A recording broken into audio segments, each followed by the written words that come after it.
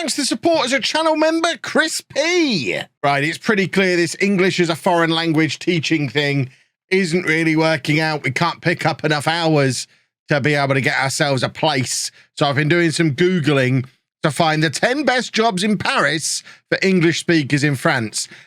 I couldn't find the equivalent article for Tours. However, Tours to Paris on the train is less than 2 hours. Now, we can only train twice a week at the moment, Tuesdays and Thursdays in the evening, and we then play on Saturdays. So what I'm thinking is, because we play on the Wednesday night when we play midweek, I've got Friday nights free.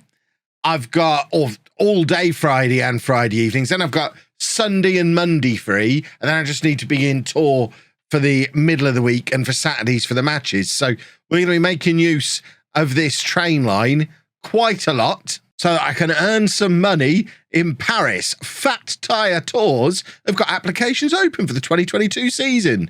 I do need to have valid working papers to work in France, which presumably the club have sorted out with me as part of hiring me to manage them, even though they're not giving me any money. But the key thing is ability to speak French, not required. I can be a tour guide. I can be a night bike tour guide part-time. I mean, it needs to be something part-time. I can't do full-time tour guide.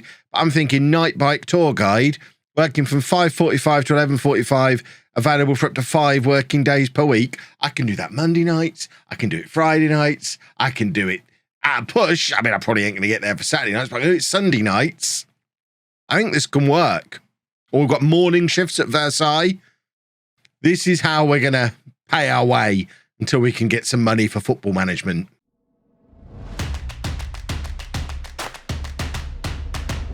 Hello, and welcome to part 4 of the Tour de France. I'm Kevin. Coming up on today's episode, we have our biggest test of the series so far. We are facing La Berrichon de Châteauroux, who are currently 9th in the National League, which is the 3rd tier. So they're mid-table in the 3rd tier. We're top of the 6th tier. This is a team that should thump us, presumably, but it's going to be an interesting test to see how good we are. We saw in yesterday's episode, we're certainly good enough to make our way past a team in the 5th tier. The 3rd tier is going to be quite the jump. This is the 7th round of the Coupe de France. If we have a look at the club vision, this is exactly where the board wanted me to get to. So they're pleased with how things are going in this. They're very, very pleased with how things are going in the league, because as you can see from the schedule, we are still rattling in the goals and scoring the wins. This is what the league table looks like. 10 games played. We are still only 2 points clear at the top of the league, but we've still got that game in hand over Vignoule, who we actually played in the cup.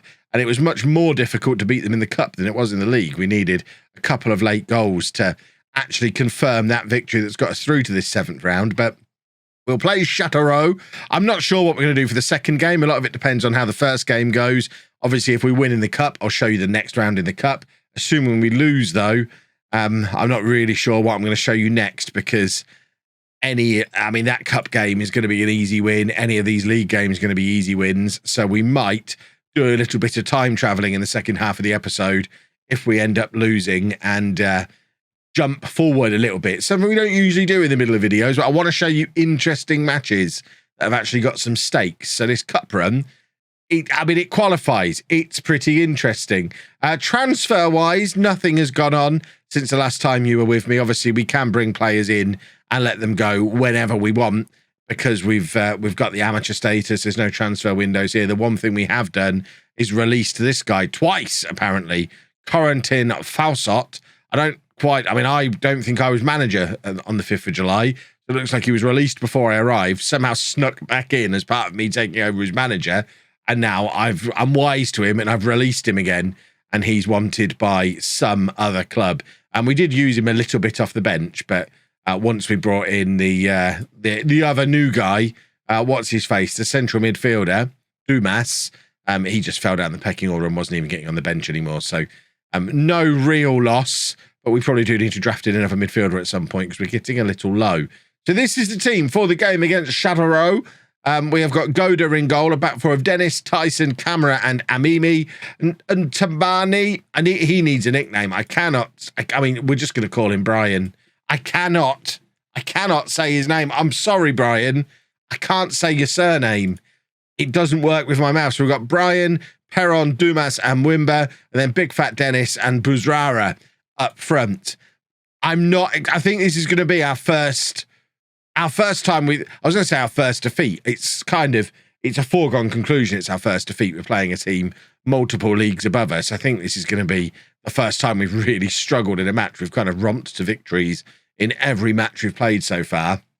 I don't expect a victory romp today. It's going to be an interesting test for this hybrid wing play route one tactic that we're using. It's like no tactic I've ever used on Football Manager before. It's not even a preset.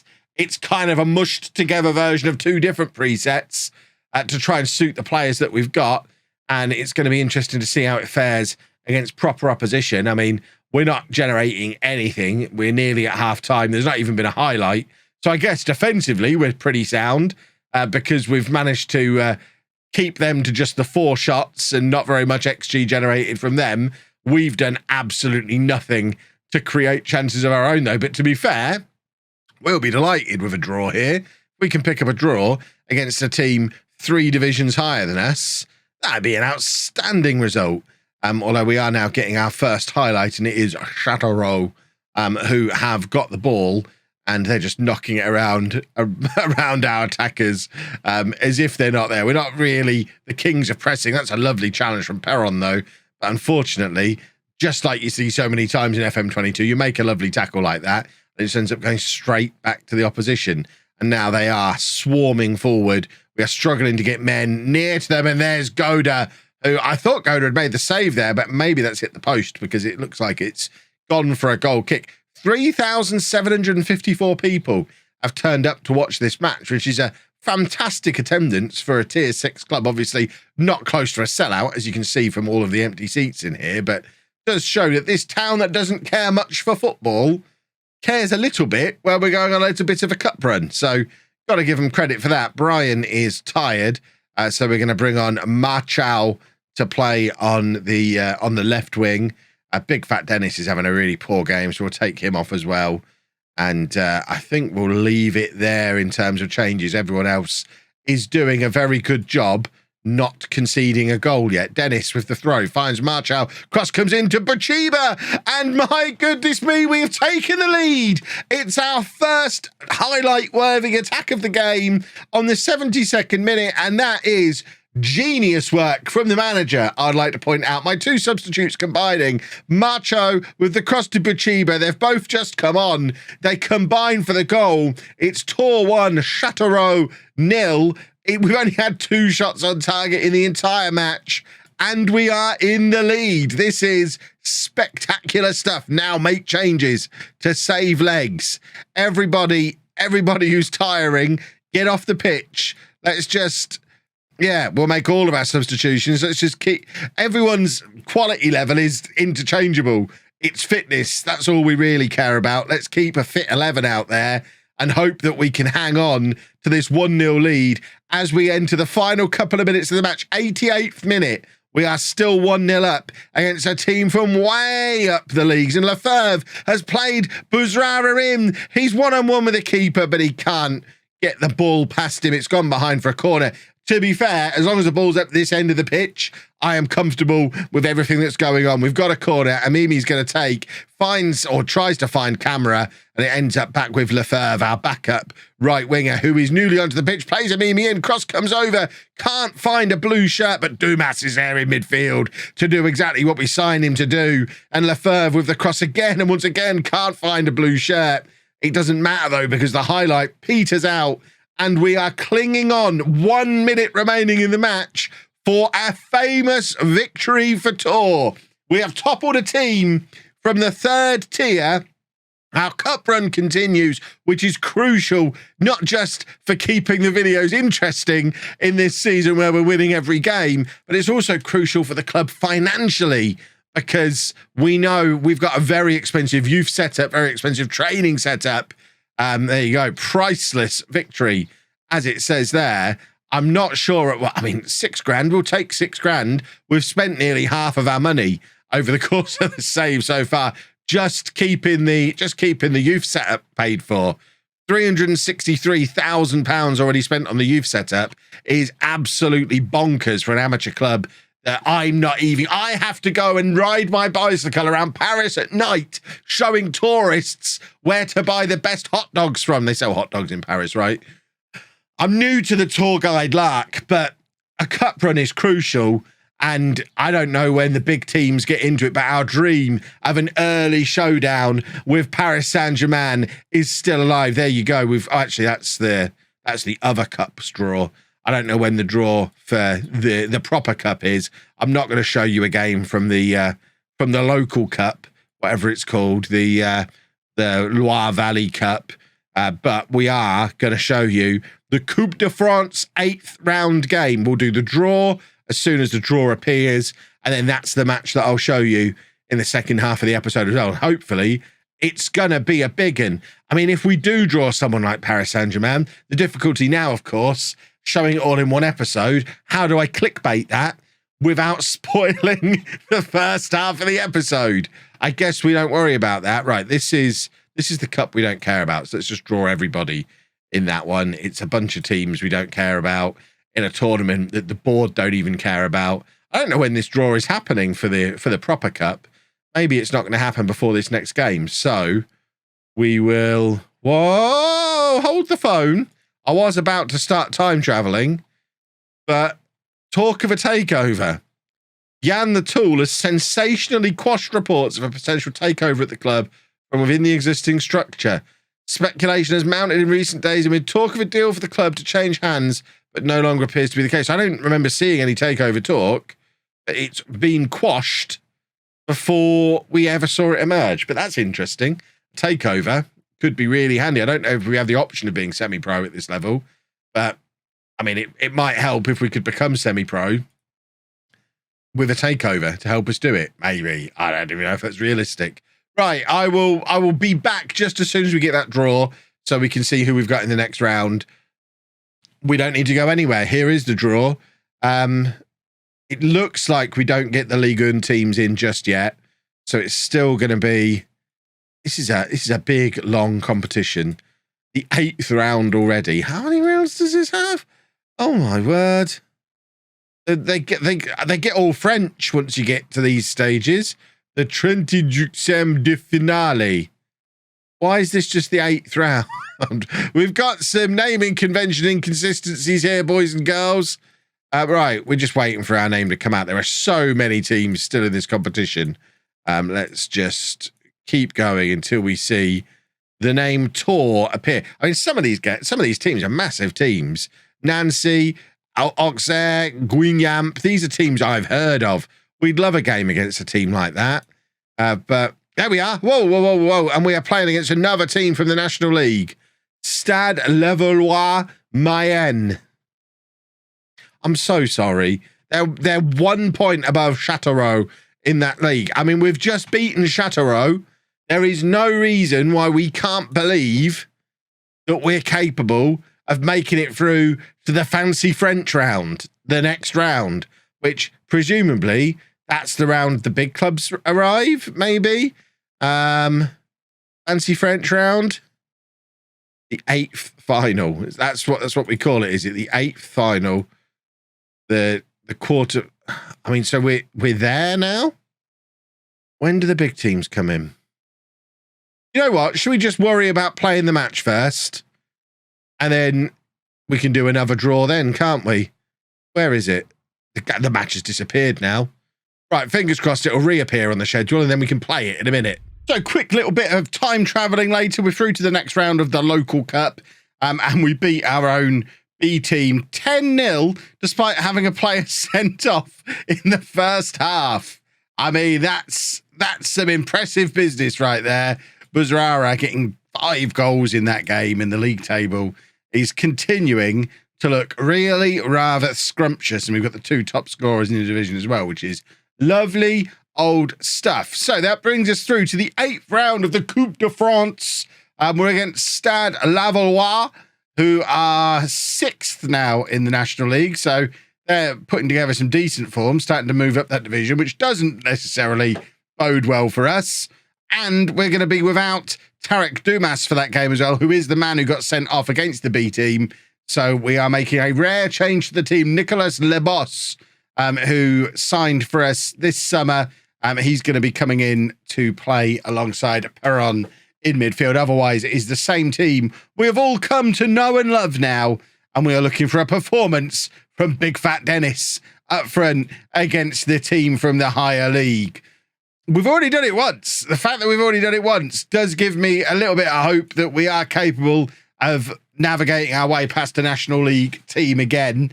Obviously, the fact that this is one that's in quite good form and currently moving up the league does suggest it's going to be a little bit more difficult. Obviously, we were a little bit lucky in that previous match. We were certainly the second best team, but did manage to grab a goal against the run of play and then hold on to it and not concede. So if we can do a similar thing again, we'll absolutely take it. We've got the home advantage as well, which is always nice. But I am expecting any time now our cup run to come to the end of the road, but we are enjoying it while it lasts. A corner there, that camera heads straight into the hands of the opposition goalkeeper. What are they? Stade Lavallois. Lavallois. I don't know. Do I look French? I mean, I'll probably look a little bit more French if I put my new beret on. There you go. Got this off Amazon, $5.99. Look, I'm on a tour guide's wage here. I can't afford to buy the good berets from John Lewis. You wouldn't believe how much they are. But this one off Amazon, $5.99. I mean, it is, I think it's made for children. It's a little bit small, a little bit on top. I mean, it qualifies. It's a beret. And fingers crossed, it's going to be my lucky beret that's going to help me through this cup run. Although we are being attacked down the flanks here and we've given away a penalty. Oh, my lucky beret is anything but. And we now need Goda to show once again just how important it is for a team like Tor to have a functioning goalkeeper. Not this time, boys and girls. The beret's coming off. What a waste of $5.99 that was. It had 60 seconds in a video. That's still a business expense as far as I'm concerned. If anyone from HMRC is watching, or the French equivalent, I guess. Financial irregularities at Tor. Who'd have thought? No, I mean, there's never been anything like it. Right, let's offer a little bit of encouragement. And, I mean, we have been, dare I say it, the better of the two teams in this first half. That penalty comes a little bit against the run of play. It's been very different from what that previous match was. Less people have turned up to watch it as well. They're like a bit nonchalant about it. There you go. There's a French word for you. A little nonchalant because they know we've already beaten a team of this kind of level. We're probably just going to do it again.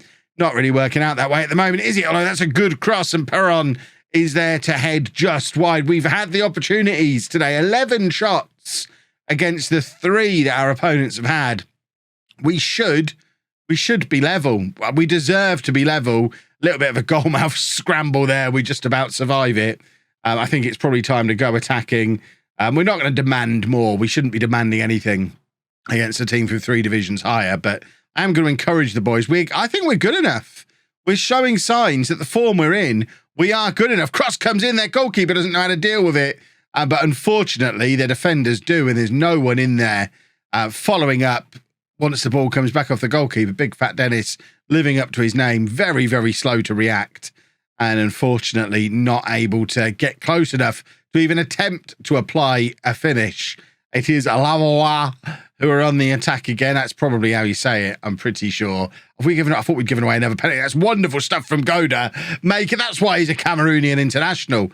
Fantastic save from him when it looked like a certain goal, but it is just all Lavallois now. They are coming out. Some Big Fat Dennis has now clobbered one of the opposition. They deserved it, quite frankly. They weren't letting him have a kick of the ball, and he didn't like it. That shows just how big that save was from Goda. They got almost a 1 on their XG for that basically open goal that he somehow managed to make it back and make the save. He did a fantastic game. It wasn't for the penalty. Who knows what might have happened? We're following a similar script to what we did in the previous round, where we kept it tight and then managed to grab a goal. Unfortunately, by giving away a penalty, we kind of take away our opportunity to grab that against the run of play goal. We're going to change up the wingers, change up the striker. In fact, we've got an actual genuine left winger to bring on today, which is a little bit of a novelty. We'll change up the fullback as well. That's it. We're not going to make too many changes, just the 4 in one go. We'll save one for if we need it a little later on in the match. we're going to offer one more round of encouragement. I do feel a little bit hard done by, but I think this is probably, there you go, we will make that final change. We're playing a winger in central midfield now. In fact, Lefebvre probably makes more sense to go in there, and we'll get the two more attacking wide players, push them forward a little bit. We've got to do something to try and go for it, but I think this is probably the end of what has been a very good cup run.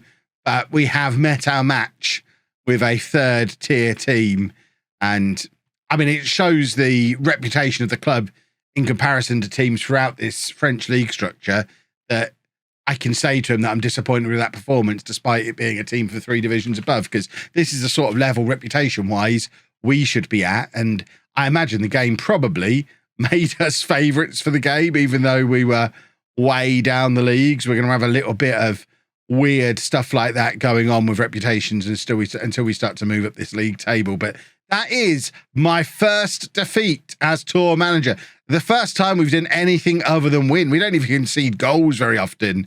But our cup run is over. And I think probably the plan for the rest of the season is to get through most of it and get to the point where we can celebrate lifting the title, and hopefully do that in the next episode. We know it's a foregone conclusion at this point, despite it only being a 2-point gap at the top. We've won every single game. Vigneault are nowhere near our level, but they're much better than everybody else as well. So we've got this wrapped up already. So I think we'll just play as many games as it takes to be able to show you us winning it tomorrow. If we can win the regional cup as well, that'd be nice. I don't know what kind of level of teams end up in this. At the moment, it is just regional teams. So got to believe if the big clubs don't ever enter, maybe we could win that as well. But the fact we're still so early suggests we probably do get some bigger clubs join in a little bit later on, and that might become unwinnable as well. But if something interesting happens in that, we'll show you that tomorrow as well, and get this first season wrapped up tomorrow. Easy peasy. If you've enjoyed that, please make sure you leave a nice big thumbs up on there for me. Subscribe to the channel for daily Football Manager videos, and thank you very much for watching.